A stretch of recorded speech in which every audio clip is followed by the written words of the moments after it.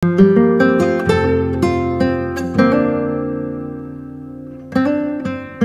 day po. I'm here again for another video tutorial.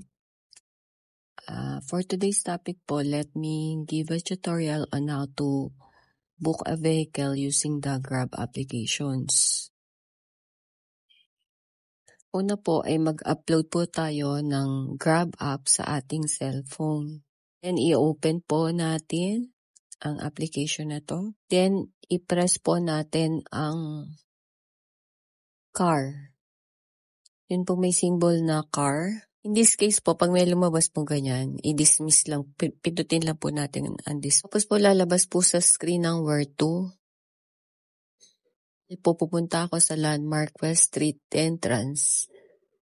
Pwede ko pong i-type yung Landmark West Street entrance. Pag na-type na po natin ang Landmark West Street entrance, ay pupunta na tayo sa screen na to. Man tayo pipick upin ng Grab car. Sure na tumingin lang sa map o makita sa map kung saan kayo magpapapick up, or pwede rin i-type po natin ang address natin. Sa example na to ay magpapapick up po ako sa Luna Beauty Salon.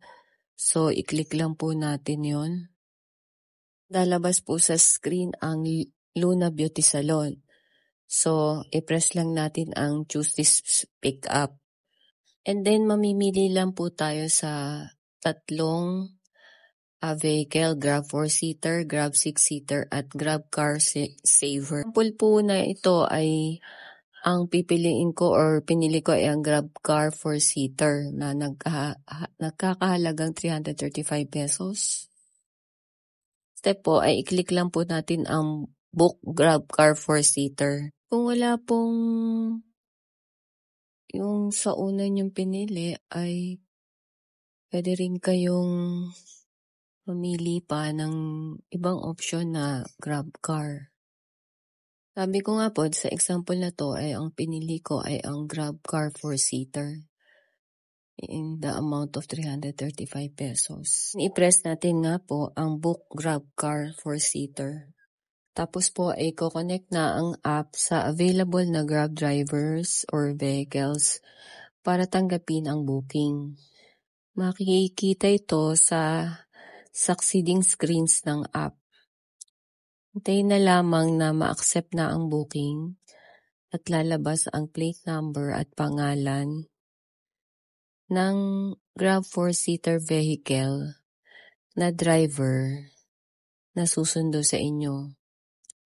Makikita rin sa app ang location ng vehicle hanggang makarating sa pickup point. Hintayin lamang ang sundong Grab car at magbayad ng kaukulang fees kung maihatid na kayo sa napiling destinasyon. Yun lamang po, mag-iwan na lang po kayo ng comment sa comment box kung may tanong pa po kayo. I hope this helps. Salamat po. God bless us all.